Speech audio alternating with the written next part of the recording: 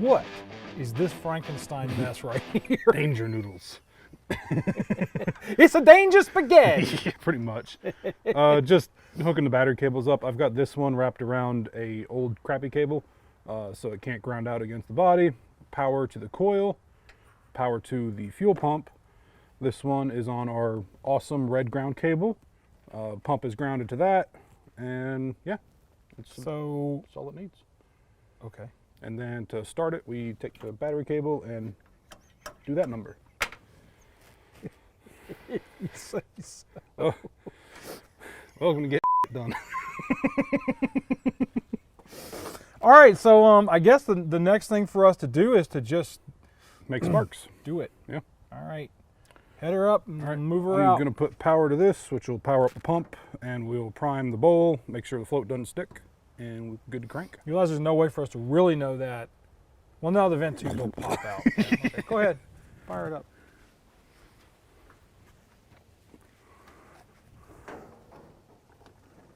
We are hot. Yep. We have a leak. We got a leaker. That didn't last long.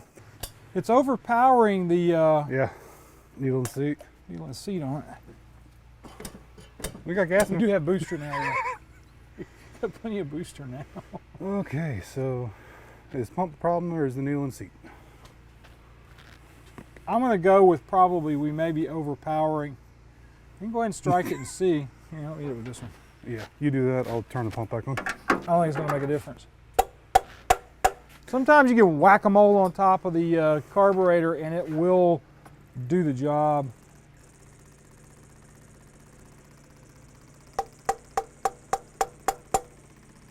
Stop.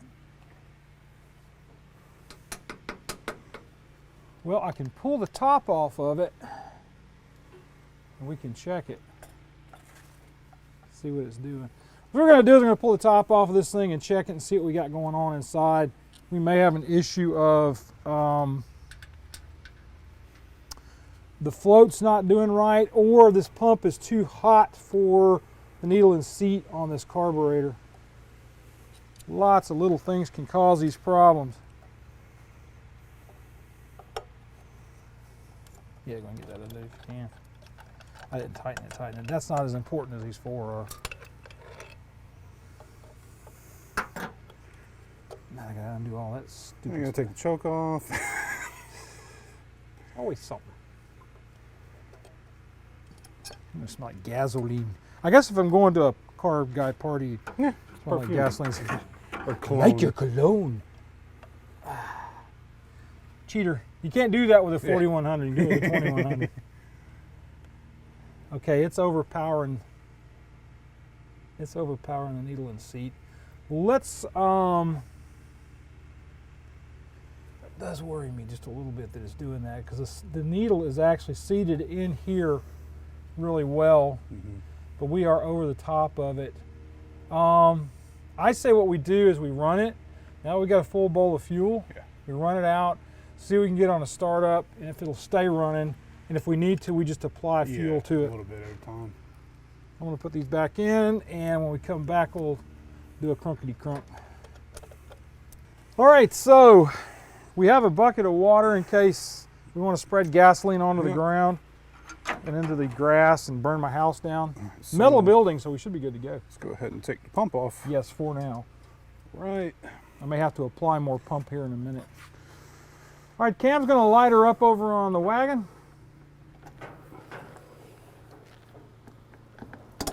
All right. Think Now good the enough? coil is hot. Coil is hot. The longer you do this, the more unsure I am of this process. Oh, you think you're unsure? All right. Contact. Contact. Whew. That got hot.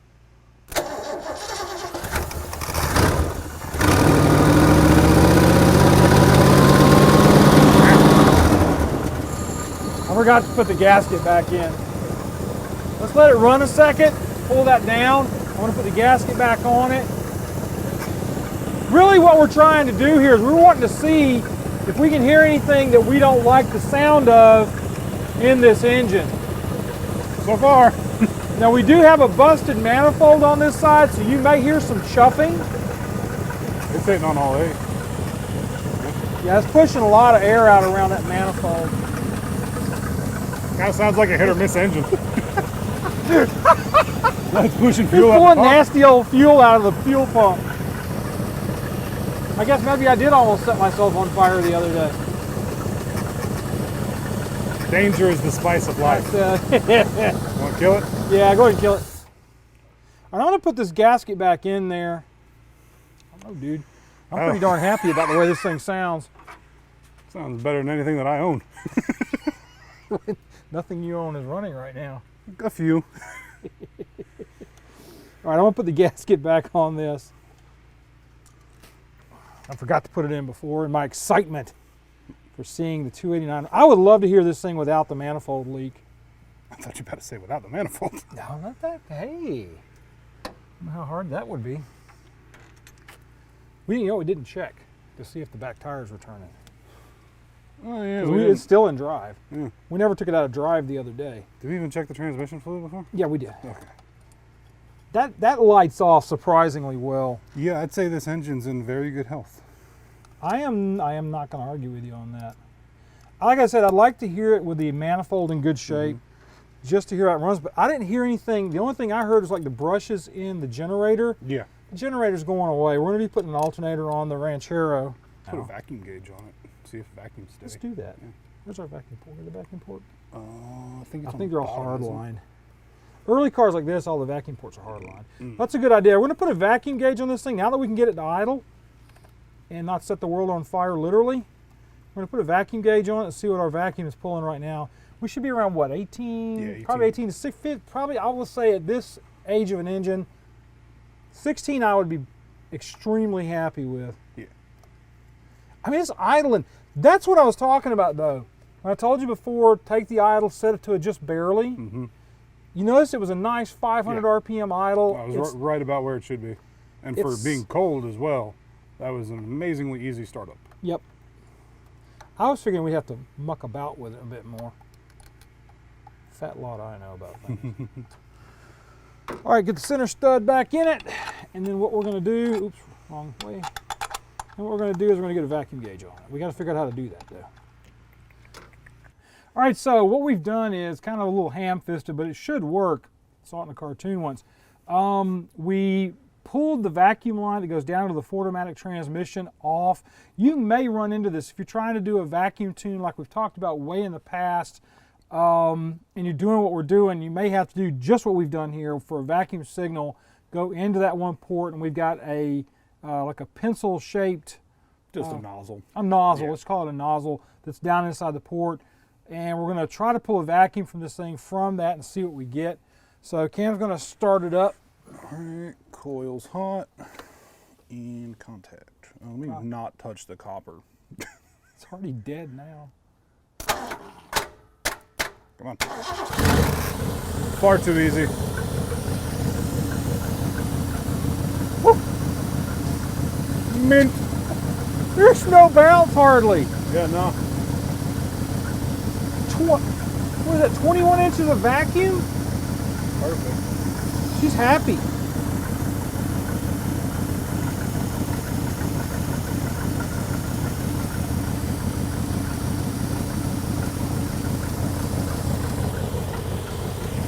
We pull it up a little bit.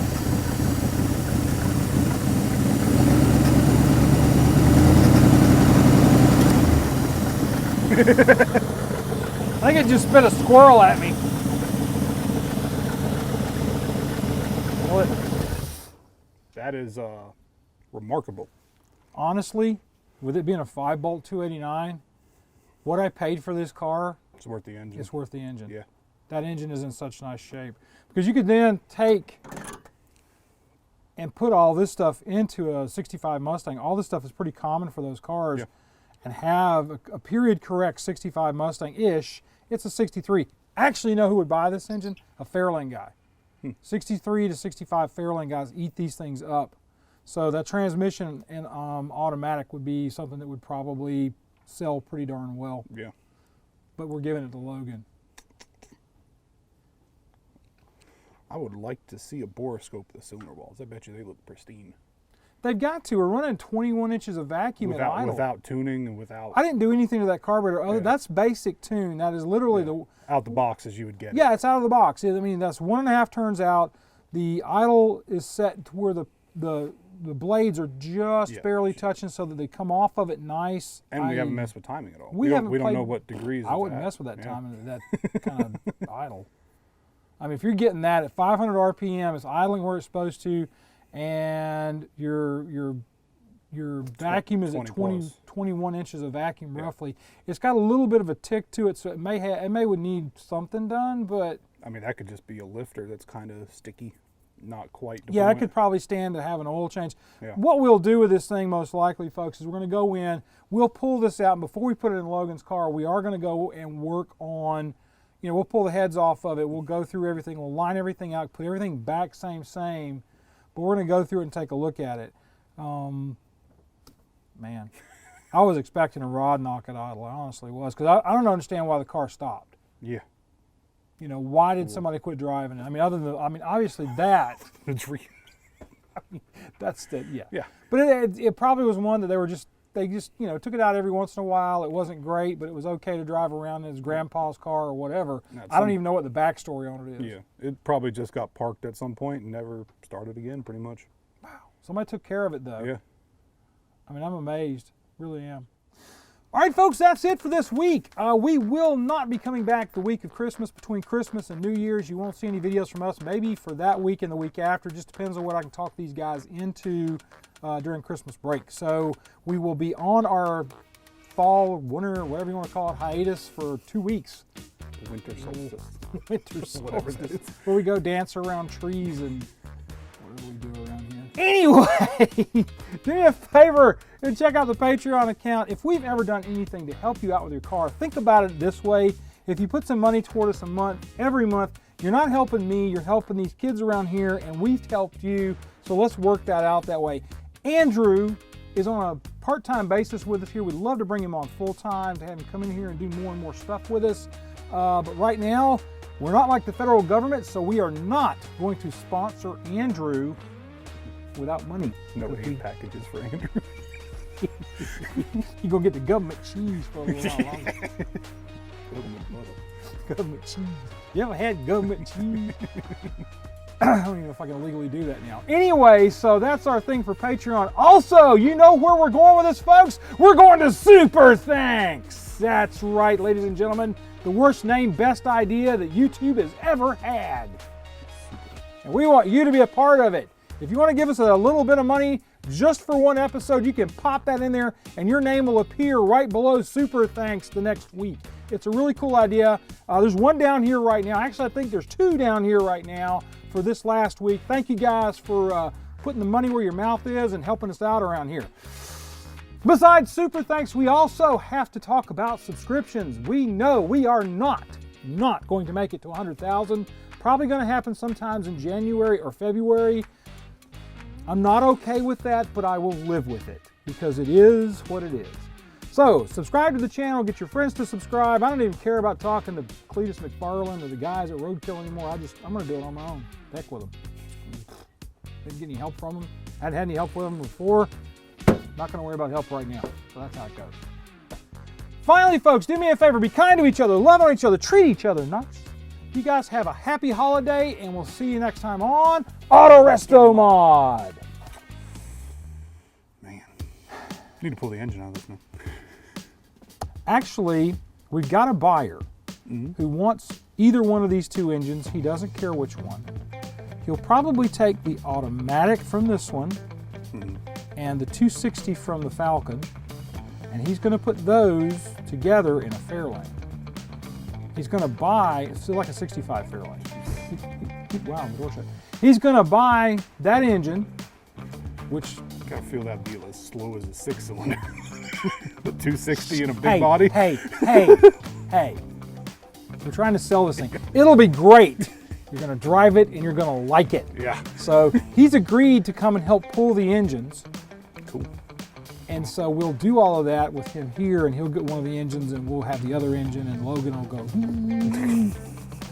And then sit in the shop and put the engine in the truck, but nothing else done.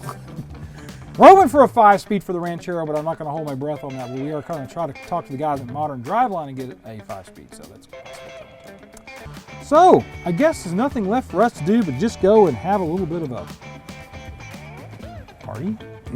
There is beer, That is interesting. and it's lunchtime, so beer is good. Even better. Even Let's better. go. Beer. Merry Christmas.